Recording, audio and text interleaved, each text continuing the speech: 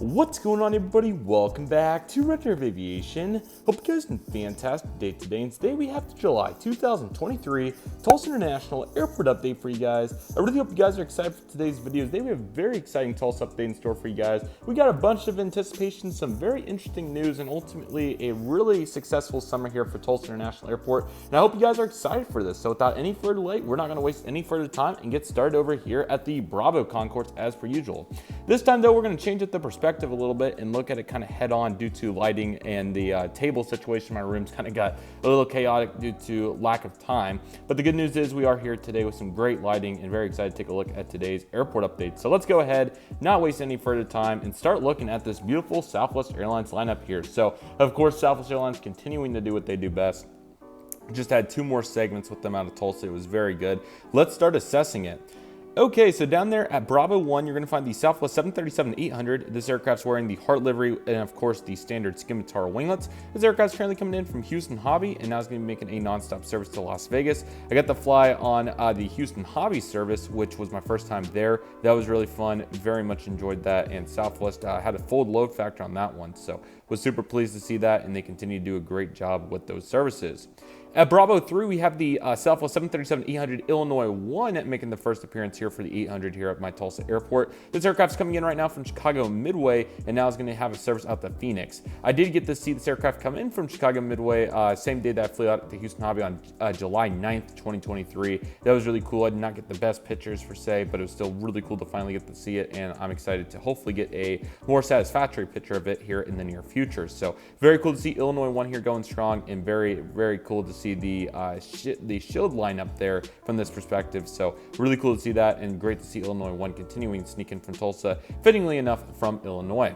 And now here at Bravo 5, we have this Southwest 737-700. This aircraft is currently coming in right now from Dallas Love Field, and we'll have a continuing service over to Austin Bertram International. Also got to fly on that Dallas Love Field service again. That was my 5th lifetime flight on that route. Went very well. Another completely sold out flight for Southwest. A little delay there due to gate shortages there at Love, but it still turned out really well, and I thoroughly enjoyed that experience. So the 737-700, it will be having service right now over to Austin after coming in from Dallas Love Field.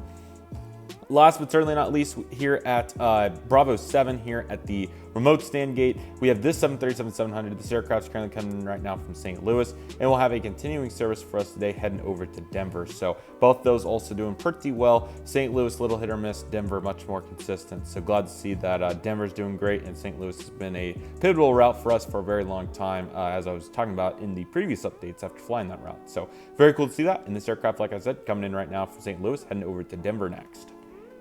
Okay, Breeze, hello. How's it going today? This Airbus A220-300 standardly coming in from Orlando International Airport. So this has been kind of a very interesting development here for the summer here for Breeze. I'm going to get the negative out of the way and then head into the positive. So the biggest con here with Breeze is they've been pretty much late every single day.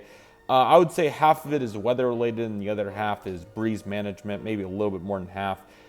This is a really challenging route for them. I'm not sure why it's been struggling to this point. Apologies for that intermission, everybody, but let's get back into Breeze. So I believe I was talking about the delays that they were having on their Orlando service over the summer. It's certainly been very tough to see that they just continue to get massive delay after massive delay. Some days it makes it in by 7:30, which is an hour behind the scheduled 6:45 p.m. arrival time. And there's been several occasions where it's been 8:30, 9 o'clock. So certainly unacceptable for Breeze standards, and they got to do better than that. Skylight Productions had an awful situation with them earlier this summer, trying to fly out of Tampa. They didn't even offer a recovery flight. He was trying to get to Fayetteville, Northwest Arkansas International. So really unfortunate there. I'm rooting for Breeze to hopefully start to improve this. But the good news is that Breeze will be beginning nonstop service once again, a re-inaugural to New Orleans. Really excited about this, as I wasn't expecting New Orleans to come back by any means of the imagination. But New Orleans will be returning to the lineup here, so that will be really exciting for us. Unfortunately, in conjunction with this, Orlando will turn into a Breeze through, which I think is probably not going to last for very long, as they're going to oversell the flight, because I think New Orleans, even by itself, can maintain the demand for a A220 twice a week, which is what they have right now, Monday, Friday. But I really feel like Orlando seeing 80% load factors. I mean, there's no excuse for that to be a breeze through. It's going to probably end up getting its nonstop back before it even starts. I have a good feeling. So I'll be eager to see when that happens. But for now, of course, it will be a breeze through, which again, I don't think it'll last for more than a couple months if it does, because Breeze finds a way to change something by the day. So I'm hopeful that they continue to expand here. I would love to see Tampa back, and it looks like they are committed to bringing routes back after seeing New Orleans.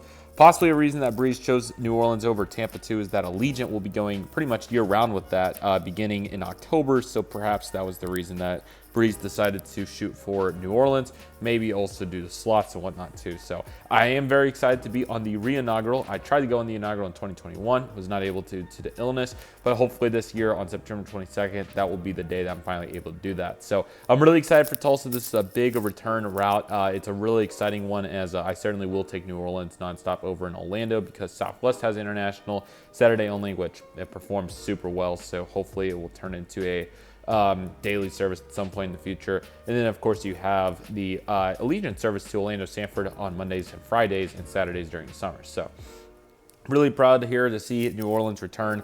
Did never expected. I think this is only one of 2 routes to ever return in the Breeze network. I think there was another one like Tampa to Akron or something like that. It was kind of a random one, but really excited to see Tulsa to New Orleans return. And thank goodness Orlando hasn't gone away yet. Hopefully they'll be able to reinstate a nonstop there once they figure out some logistics. And maybe they're going to take some time to do that. Maybe that's the logic. I'm not completely sure. I'm really excited to see New Orleans back on our nonstops. Of course, since Breeze did it, we had obviously Allegiant back in 2015. Feels like, or 2016, I think it was way back. So it's been a while. So hopefully this one will be consistent. I'm really eager to see what happens with it, and rooting for Breeze all the way on their service to none other than New Orleans. Okay, hello United. Hope everything's going great today. They've been doing it pretty good. So let's get started here with United. Here at Bravo 10, we have United 737-900ER. This aircraft is currently coming in from Houston George Bush Intercontinental International Airport, IAH, and now it's going to be heading back out there. Houston, very consistent with your once daily mainline, complemented by several regional jets, Mason 900s, 175s, 145s. So they've been really consistent with the cream of the crop there, and it's been really cool to see. So I'm eager to see what happens with that in the future, and rooting for them all the way on those services. So the United 737-900 is heading over to Houston. I got at gate Bravo 8, we have this United Airlines Airbus A319-100. This aircraft's coming in from the Denver International Airport today, DEN. It's been really cool to see Denver continuing to go really strong here. They do have, they ended up passing on the double daily mainline starting in August, which kind of is unfortunate, but the mainline's there and that's what it needs to be. So looks like they didn't quite get to the point where they could do that, probably more logistics than anything, but the mainline service has been doing very well this summer, rotating between A319s, A320s, and 737. So really cool to see United's commitment here at Tulsa to mainline consistently. Of course, we talked about this for months and months and months pre-pandemic, how it was just never consistent, especially Denver. You would have one every now and again, and then it would just kind of flop away. But really pleased with United's efforts to make this a consistent mainline service. And hopefully one day they'll be able to do it with the service here in the background. That is going to be out of macro mode. Once we get out of macro mode, we'll assess it. The United Express Emerald 175 in the Evo Blue livery. This aircraft is currently, of course, coming in from Chicago O'Hare International. Very cool to see the 175 continuing to go strong and not seeing that beloved CRJ 200 service. I would love to see mainline here at some point, but I know that they've been performing really well. I've heard great load factor reports. So good job United on being very efficient with the O'Hare service. And I think at some point maybe we get a 319 or something on that. That would be great. That would really round out this sector great. Would absolutely love to see San Francisco on a 175 added at some point in the future. I think that would be a huge get for Tulsa, and also a really profitable route for United. And at some point, I do think Washington Dulles getting linked back up would be great. Now that we have LaGuardia, Newark isn't quite as prominent, but I think Dulles would be a great asset to have here. But, you know, when you can push people through Houston and O'Hare, Dulles is kind of, you can live without it, but at the same time, I do think it would be nice. So I would 100% root for San Francisco, though, especially with the amount of demand. If that flight left at a nice 7 a.m. and got back in by 11 p.m., I would see a bunch of success there. So rooting for United all the way on those, hoping for the best. But yeah, looking great and very pleased with their efforts right there. Okay, so we have this Learjet 75 taxiing over to the ramp. This aircraft came in from Kalamazoo, Michigan, and now it's heading over to Longview, Texas. And then we have the Cessna 172. This aircraft came in from Tulsa Riverside, and now it's going to be making a flight to a very small city, or pretty small city, not quite as small as what I made it out to be, but Shawnee, Oklahoma is a smaller city on the east side of Oklahoma City. Okay, getting into the Alpha Concourse. Hello, Allegiant G4. Welcome, Allegiant. Yes. Airbus A320-200 with sharklets. They've had a really strong summer. It's been really fun to see. We're going to go with Las Vegas this time around. So this aircraft is currently coming in from Las Vegas, and we'll be heading back out there. Of course, they are in full peak mode here this summer with nonstop services twice a week to Tampa or St. Petersburg, Las Vegas, and Los Angeles, and 3 times weekly service on Monday, Friday, Saturday to Orlando, Sanford, and Destin, Fort Walton Beach. So it's been really cool to see Allegiant completely all gas, no brakes here at Tulsa this summer. Again, really excited for Tampa to become a year-round service. I think that's a great way to utilize the plane compared to Sarasota and Phoenix Mesa. While I really did like those route choices, they got to be a little bit more consistent than 2 months out of the year to make those justifiable. So why don't you put the plane on Tampa? So very excited for that. So that will just leave Destin as the lone seasonal service that runs May through October. So we're really excited about that. Really excited to continue to follow Allegiant's journey. Really great airline, and looking forward to seeing more of them here in the near future. Stay tuned. At gate number Alpha 5, we have American's Emerald 170. This aircraft is coming in from Chicago O'Hare International Airport today, and we'll be having a continuing service today out to New York's LaGuardia. It's been really cool to see, Envoy Republic, by the way. It's been really cool to see the various movements here. So O'Hare's been 2 or 3 daily 170s, it depends on the day, and then LaGuardia's been a 175, but I thought I would consolidate down a little bit since we have so many really fun regional jets. So I thought the 170 here would be nice to kind of change it up a little bit. So LaGuardia doing much better there going in the March and April. The March and April numbers came out for aviationdb.com on Tulsa. Everything did really well. April was a little bit slower than what you would like to see, but still really good, all lined up with the numbers that Tulsa Airport provided. March was really, really strong, blew out the 2019 out of the water. April did as well in terms of performance, but wasn't quite as strong. But I'm sure June, July, August are going to be superior after flying through the airport, just seeing how much was bustling and really, really, really encouraging. So I'm really, really pleased about that. But yeah, LaGuardia was way higher. I think it was well over 75% load factors, which was great. Washington National still just a little bit lower than what you would want, but when they charge so much, it's kind of understandable. And as of for O'Hare's really been doing great. So I don't think we're quite prone to get a mainline service back out of that, but I do think that it will be its consistent regional there. So certainly nice, and really excited to see what happens here in the near future with that. So looking good coming in from O'Hare, heading out to Washington National now. At Alpha 7, you have the American Eagle Emerald 175. This will be a SkyWest example and Envoy today. This aircraft's currently coming in right now from Los Angeles, and we'll be heading out to Phoenix, so getting our double daily dose there of our West Coast services. Both are doing really good, especially Phoenix, so much so that Phoenix will be getting an additional frequency this winter on a daily basis. So beginning in November, American will start sending 2 CR7s a day, which is really exciting. I talked about that in previous updates, how I thought that would be a great compliment, and good job, American.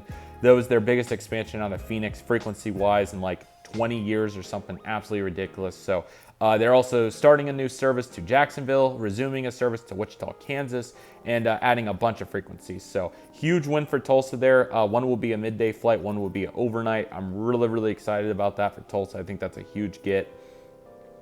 Phoenix is a really great demand market, and they have had great load factors. Andrew Perini said in his when he was speaking to the media about the Tulsa's been doing great lately, so they did an article on the airport once again, which was really nice, various sources. But Andrew got interviewed for that, and he had to say that some of the, and I've kind of hinted at this in many updates, he said that he's the chief operating officer, by the way, vice president of the airport here. What he had to say about it was some of the top underserved current existing markets includes Los Angeles, Phoenix, and South Florida. So he's mainly referring to the Miami, Fort Lauderdale area when he's referring to that. As American does do that service Saturday only to Miami, but and I pretty much said the same, but he said it in a formal way. We hope to see that service expanded upon. So looking forward to that, and this is a huge win to get Phoenix double daily to complement Southwest's daily service. So really cool, and a great way for American to kind of sneak up that service that Allegiant kind of had there going. So it's a really great move for American. I think that's a great choice for them, and it'll be great to have some more options to get out to Phoenix. LAX remains at a daily service, and he even quoted that there's still 130 passengers a day that have to connect due to the market being underserved. They did try double daily in 2021. I think that was more of a trial situation than anything. I think double daily here is certainly in the near future for Los Angeles, so I'd expect that. But LA and Phoenix have certainly been the best performing American routes here at Tulsa, period. They've done really well. Phoenix was a great ad during the pandemic, and they're only expanding upon that. So really proud of American there. That's some really good resource management, better than some of their other offerings, and we'll talk about those here coming up if applicable. So looking good. Hanging out here at Alpha 9, we have American 737-800, of course, logo on the winglet. This guy's going to be coming in from Charlotte Tulsa International today, kind of changing up the gates just to give us some variety here. Charlotte, of course, very consistent, probably won't change for a long time. It's a CR9 in a 737-800. Love the route. I really need to get back on it. It's been 5 years, so hopefully I can find a way onto the Charlotte service here in the near future. Would love to do that again, maybe going to the East Coast or something like that. But yeah, it's been way too long since I've got to utilize the Charlotte service. So been way too long since I've been there, period. Now that they're getting the Lufthansa 346, would love to return there. Who knows, maybe to even see the Carolina Aviation Museum that will be going up here in a couple years. And also they'll be getting a 4th runway. How cool is that? So good job, Charlotte. Very proud of the boys, CLT 13 and all the guys. Looking forward to the future there at CLT. And of course, your Dallas 737-800 is not going to be going away for long, as it's right here. Glad to see American continuing to thrive here on the Dallas service. April was a little bit low on load factors, coming in at a 69% load factor. One too many 737s, and you know that evening outbound certainly skews quite a bit of that. So, but still pretty good. Can't complain. American, of course, running plenty of frequency on that service. They continue to do great. Quite a few regionals this summer in favor of a couple additional frequencies and sending some of the bigger planes on their seasonal services. So, but they'll be back to rocking all mainline here. But it's been really cool to see how successful this has been for American, and it's certainly been their one of their highest performing routes.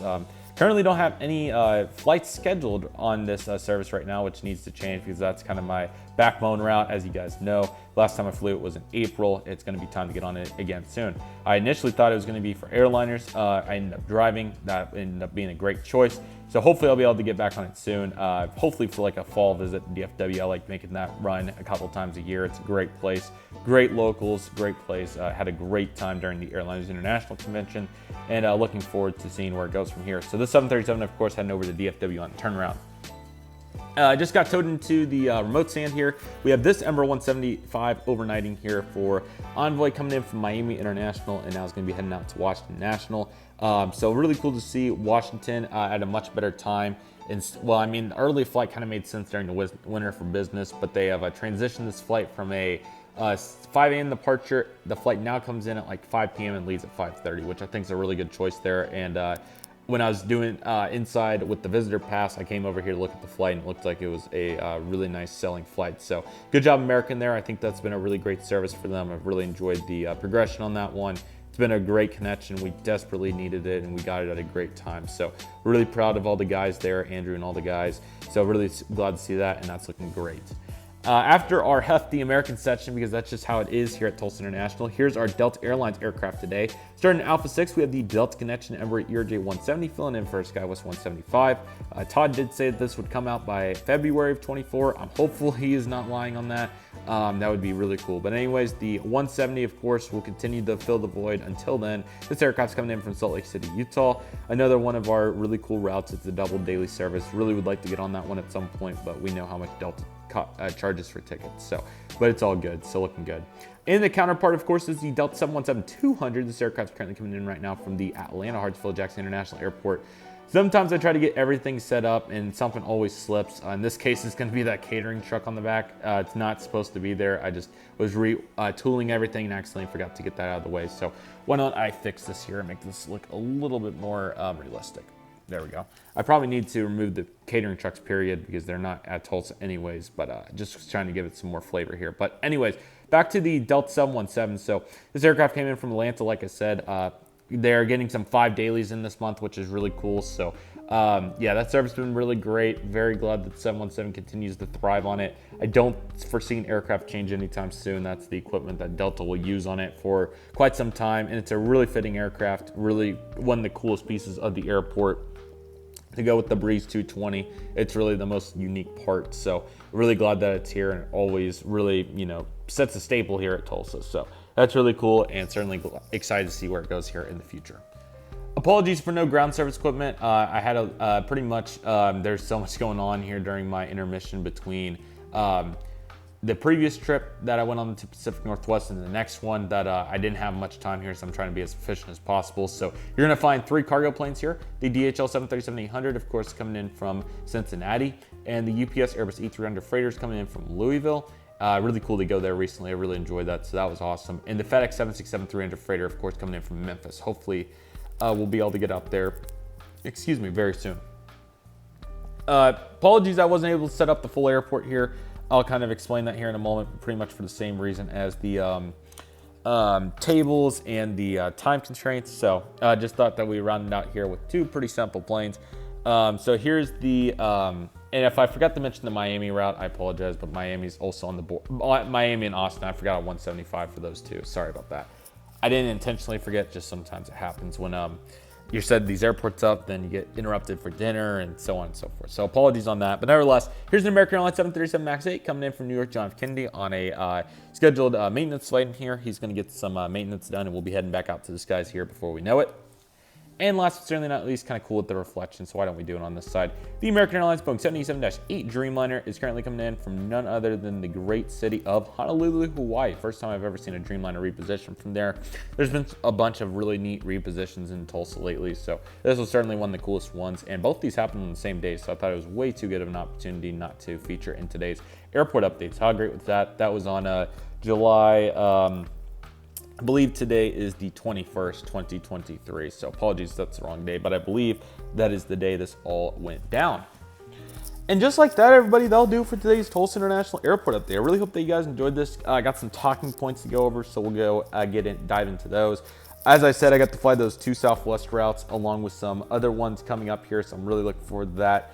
I did not talk about it in the previous update because I was at, that was pre-recorded, but I did get to go to Tulsa at the spot on June 11th, 2023. It was really fun. The B-29 was there docked, so I really enjoyed that. So that was a great experience, and got some great spotting in, got to use the visitor pass. So a really fun day. Hopeful to get back out there very soon. There'll be some events coming up that should make that pretty much inevitable, which is awesome. So, but it's just been a busy summer on the road, and my video that I did on Sunday, July 23rd, it goes into great detail about that. So I probably titled it something like Summertime Channel Update or something. So feel free to check that out, but I pretty much just go into detail about what the summer's been so far for me.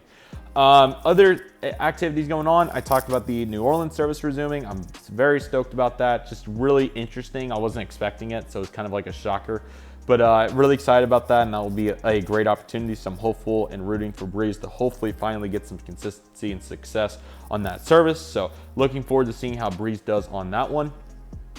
And some other talking points, as I said, the March and April numbers came out. Tulsa did really well, exceeding pre-pandemic levels. And there's been a bunch of really fun activities going on here during the summer. They've had several camps, like ACE's been going on, and then they've done some women in aviation projects too, which has been great. So great to see that for Tulsa. As I said, they did a full article, multiple sources like Simple Flying and many more, did on Tulsa International Airport, and talking about the argument, or not really argument, that's probably kind of the wrong word, but the very likely prone success to international or to growth. Most of the articles went into really great detail about the international facility that will be going up and hopefully be ready to go by Q1 of 2025. That's coming pretty quick. That's about a year and a half away, which is really exciting if they can get it done that fast. So, but Andrew made really big references to, very significant references to hopefully a Cancun nonstop service a couple times a week. That would be awesome, whoever would that be to do it. So that would be a really cool piece of the airport, but they're gonna build the facility and have it hopefully ready to go in favor of that becoming a reality, which is looking really likely. So, and Tulsa has a great argument. More new nonstop routes are also really possible. Andrew went into great detail on the unserved markets like Seattle, San Francisco, Cancun, and San Diego, and I think there might have been a couple others, which was great. And then he talked about the top markets that are served with underserved frequencies like LA, Phoenix, and South Florida. So looking forward to more progress to come on that as well.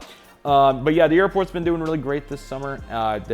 Everything I've seen has just been it's just been bustling, over anticipated values, which is great. Certainly makes up for a little bit of dead time there in the winter, but let's be honest, every airport has that. So been great to follow along. Looking forward to more flights coming up soon and some activities like on September 30th, the first annual Tulsa Air and Space Museum Bombers Brewing BBQ will be taking place. That will be pretty much a gathering of bombers and BBQ. That's going to be a great event. Looking very forward to that. September 30th.